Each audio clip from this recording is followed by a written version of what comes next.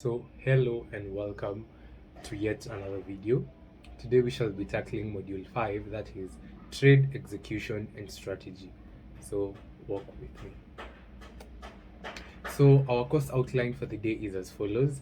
Lesson 1, we shall be discussing what makes a high quality trade setup. Lesson 2 will be entry and exit strategies. Lesson 3 will be trade journaling and review, daily trading routine. Lesson 4 will be the power of simplicity. Then finally, we shall recap what we have learned. So what makes a high quality trade setup?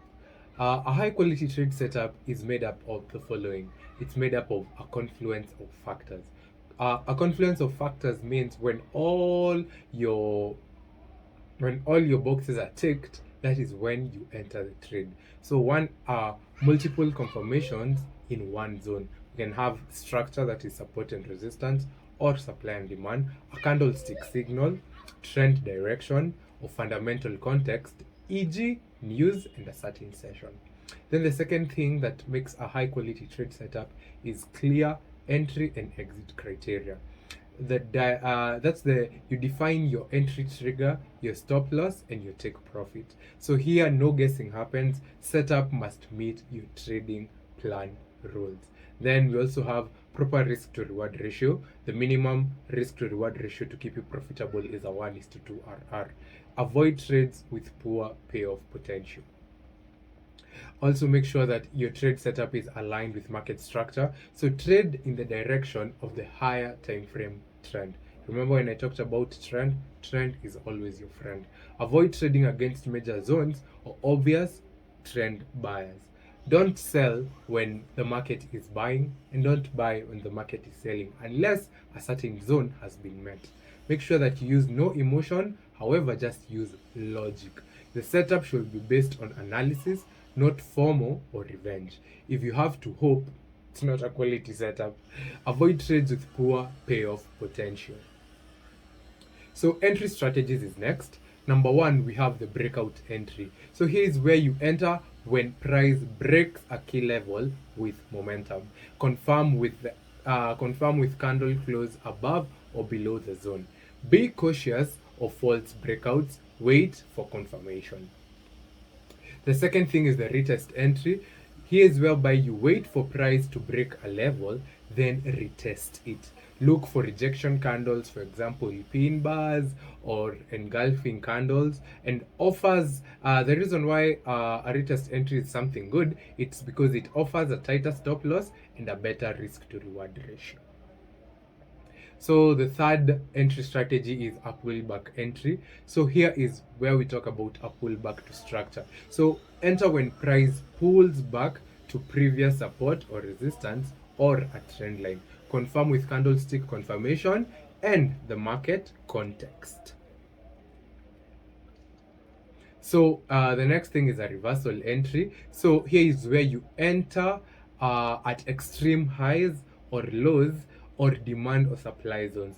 You have to confirm with divergence, double tops or bottoms, that is candlestick patterns, and news exhaustion after, let's say, news has happened. Use smaller risk. Reversals are actually very riskier setups. So the next entry strategy is trend continuation entry. Here's whereby you join the trend after a small correction. You look for higher lows in uptrends and lower highs in downtrends. Best combined with structure and session timing. So the exit strategy, this is the first one, a fixed take profit. So it is a predetermined TP level based on structure or risk to reward ratio. For example, if you enter a trade with a 1:2 RR, risking 20 pips, you're supposed to be aiming for 40 pips. So it is simple, emotional free, and it is a very good method.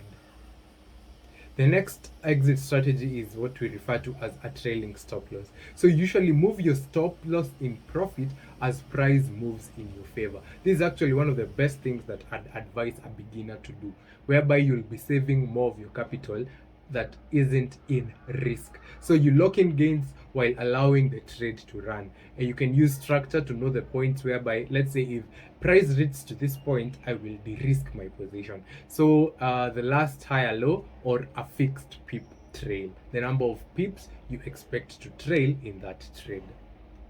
Then you can also partially close out your trade. You close part of your position at the first take profit. That is, if you have a bigger position that you say that I'll have a part of it get me out at 1:2 and maybe leave the rest to run up to a 1:3. So let the rest ride towards a bigger TP, or make sure you trail your stop. It reduces your risk while staying within the trade. Let's give an example whereby you've entered a long and you're targeting 60 pips. However, you're risking 20 pips. If the trade goes into 40 pips in profit, close half of it. Thereby, you shall be able to have secured the risk, and you, even if you leave risk on the table and the trade reverses, you won't have lost anything in that trade. So you can also exit at key structure. Here's whereby you exit at major support or resistance or supply and demand zones. Kindly bear with me.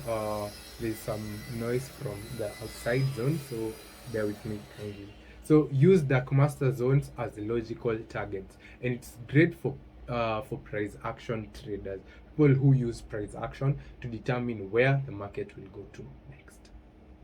So the last exit is a time-based exit, whereby you exit based on session close. That is, let's say you trade only London session and you want nothing to do with New York. So after the London closes, you close your trades. Same as, let's say you trade the New York and you want nothing to do with the Asian session. So after the New York closes, towards the closure of New York, you close your trade. So it is useful for intraday traders who avoid overnight risk. So keep trades clean and stress-free. Oh, I thought we had finished the exit strategy. So I think there's another one. This is signal invalidation. If price breaks the structure or pattern you based your trade on. That is, let's say if you had expected price to hold a certain support and that support is broken, you exit the trade. So you close the trade early and your reason as to why you entered the trade is no longer valid. So you protect your capital and also your mental clarity. You're not hoping for that position to go into profit. Once it's wrong, it's wrong. So next is trade journaling and reviewing. To get better at something, you need to make sure that you analyze the mistakes, whereby you will make less of them next time. So why do you trade? Why do you journal your trades? It helps you track what you're working, what's working and what's not. What's working is why you're winning. What's not is why you're losing. If you eliminate less, if you eliminate more of what is not working and put into emphasis of what is working, you'll get profitable eventually. So it builds self-awareness and improves discipline. It turns every trade, either a win or a loss, into a lesson. I said back in the videos that in trading we do not take losses, we take lessons. So what do you record in your trading journal? One is the date and time of trade. The second thing is the pair traded and the direction, that is the buy or the sell. The third thing is the entry and exit price. Fourth thing is the stop loss and take profit. Fifth is the lot size and risk percentage, your reason for entry too, that is your setup, your confluence and your session. Then the result, either positive pips, negative pips, or win or a loss. Or you can term that loss as a lesson. So you also take emotional notes while trading in your journal. You talk about how you felt before entering the trade, how you felt during the trade, and how you felt after the trade. So did you follow your plan or did you act up on emotion? It also helps identify emotional patterns while trading, whereby you'll be like, whenever I enter a trade, I get to feel adrenaline within me, which happens to most people, especially me. Whenever my trade goes into drawdown, whenever I see red on my terminal, I'm usually tensed. Whenever I see blue, I'm usually hopeful, I'm usually excited. Yeah, that is something you're supposed to write down in your journal. So the next thing is your weekly or monthly review. You review the trades you took during the week, because the daily will build to the weekly, the weekly will build to the monthly will build to the yearly. Here's whereby now you don't need to win every day. You can have, let's say, 2 losing days in that week. Out of 5 days, you've had a very good week, so long as you put your risk management into place. If you don't do that, you can have 5 green days, and on those 2 red days you lost a lot. Then why would you do that? The next thing is you check if you're sticking to your plan and how your RR is performing. You check if you're taking 1:2 RR or 1:3 RR trades, to check also on your profitability metrics. You also identify areas to improve, that is entry timing. You see that mostly the best entries are usually engulfing candles. On my say, I'd say that the best entries are engulfing candles, and also your exit timings and how your mindset has been growing throughout the whole process. You can use tools such as Google Sheets, Excel, Notion, or trading journals already built, such as TradeZella, to journal your trades. You can also add screenshots for visual learning, that is before and after the trade. So let's talk about your daily trading routine. So number one is pre-market preparation. Not planning is planning to fail. So check economic calendar for high impact news. Don't trade without knowing whether there's a red folder news event happening during the day, because you might not know it and a spike happens and then you get stopped out. You understand? Then mark up key supply and demand zones. You can use tools such as Darkmaster. Then the next thing is you identify market structure and trend on higher time frames, that is the H4 and the daily. Then the next thing is your session selection. Sessions mostly depend on when you're usually up. If you're, for example, for me, I'm in Kenya. The sessions that I will be up, I can be up through all sessions, because let's say I'll wake up at 5. When I wake up at 5, Asia is what will be going on. Then from 5 to 8, that is Asia, right? Then after 8, we have London, and in the evening, New York will be playing out. So it depends on where you are. If your hours are between London session, trade during London. If it's New York, trade during New York, or you can even trade the overlap. For people who maybe go to their daily jobs, you can not have that much time to trade. Let's say in Kenya, you won't get that much time to trade during London, because maybe you're working or in school. But however, you can clock in for the New York session, or you can have the Asian session before you leave in the morning.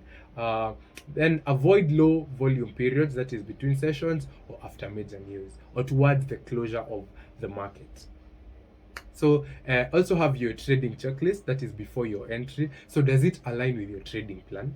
Then next, is there any confluence? That being zone, structure, and confirmation. Then is the RR at least 1:2? Are you in the right emotional state to trade to? So once you've checked all those off your list, then why not put on the trade? Yes. So the next thing is also, during the trading session, have you sticked to your strategy? You haven't taken any impulsive trades? Have you monitor your open positions without over managing? That is just monitoring. Don't be just glued onto the screen, just hoping and waiting, looking at the numbers. Actually, something I'd really recommend, never look at your P&L. Just look at where the market is. If the market is below your entry point or against you, you'll know that it's against you. And at the first time, to make sure that your checklist is all right, you already know the predetermined risk that you had put on. Hence, you know how much you're willing to lose. Therefore, why would you go and check how much it is down there? It will mess up with your psychology, because seeing red will make you anxious. However, seeing blue will also make you a little bit excited. Don't put emotions into trading. They will deceive you. So also use alerts or automation to reduce screen time. Once you put on your trade, the reason why trading is something good, it's because it gives you freedom. That is whereby you can put an alert. You don't need to just manage it. Put an alert and do something else that you're passionate with. Then the next thing is post-market reflection. So you journal your trades, your entry, exit, result, and emotion. You screenshot your charts and you log your reasons as to you log your lessons and that you learned after the trades. Then you review missed opportunities and what you did well. At times, give yourself your flowers. Once you stick to your trading plan, because it's hard, it's really hard. Being disciplined is the hardest thing to do. You get me? Yeah. So let's talk about the power of simplicity. Can The best way on how to trade is by trading simple. You trade like a child. I think a child would be more profitable than an older person, because an older person will overthink the situation. While let's say price has just gotten to a demand, and once it has given you an engulfing candle to give you an entry signal, you freeze. Why are you freezing? Make it so simple. Just click, put on the risk. So long as you're managing your risk properly, you shouldn't be scared. So simplicity is equivalent to clarity. Too many indicators on your charts or too many strategies will bring up confusion. Stick to one strategy. Let me tell you something in Forex trading. All strategies work. Nobody should tell you that a certain strategy doesn't work. So long as you stick to it long term, it shall work. One clean setup with strong rules gives consistent results. If you do something again and again and again and again and again, so pardon the noise. If you do something again and again and again and again, it will eventually yield fruit. Master one setup. Let's say the best setup that you've mastered is maybe a reversal, a breakout, or a retest. Master that one setup so that you never miss it. Focus on perfecting one high probability setup. Repetition builds confidence and precision. If you do something again and again and again, doing it again will not be that scary. You'll already have the confidence and you will be precise, because once you do it again and again, you will be precise with your timings while putting on the trade. Then also avoid analysis paralysis. Do not overanalyze the market. Do not think that when it comes here, I'm expecting this. When it does this, I'm expecting this. No. Keep it simple. Overanalyzing leads to missed trade because you're thinking too much, waiting for the perfect entry. There is no perfect entry. You just put perfect risk. Perfect risk management. Use clear rules. Zones plus confirmation plus risk to reward is equivalent to an entry. What have we talked about? Zone, confirmation, risk to reward, an entry. Then remember that less is more. One strategy, one platform, let's say the MetaTrader 5, and one tool, example, let's say the Dark Master, is enough to keep you profitable. Don't chase new systems. Refine what already works. Do more of what works by refining it, and do less of what does not by eliminating. So build a simple routine, just as we've talked about in some previous minutes before. So follow your plan, journal daily, and review weekly to make sure that everything is in place. The simpler your process, the easier it is to stay disciplined. So simplicity wins long term. Pro traders don't trade more, they trade smarter. Consistency, not complexity, is what makes you profitable. So we finally come to the end of our 5th lesson. And what have we learned in this lesson? We've learned about high quality trade setups, whereby you look for confluence, structure, confirmation, trend, and fundamentals. You avoid emotional trades by waiting for the right trading conditions. We've talked about entry strategies, whereby you trade breakouts, retests, pullbacks, reversals, and trend continuation. Then you also confirm your entries with candlestick patterns and dark master zones. Then you also talked about the exit strategy, whereby you used your fixed take profits, your trailing stop losses, your partial closes, or your structure-based exits. Then always define exit plans before entering a trade. Then we've also talked about trade journaling and review. Log every trade, entry, exit, reasoning, and emotion. Review weekly to find patterns and improve execution. Also, we've talked about building a daily trading routine, whereby you have pre-market prep, session planning, trade checklist, and end of day reflection. We've also talked about building discipline through repetition and structure. And finally, we've talked about the power of simplicity. Less is more. Master one setup and avoid strategy overload. Simplicity creates consistency, which builds long term profits. The end.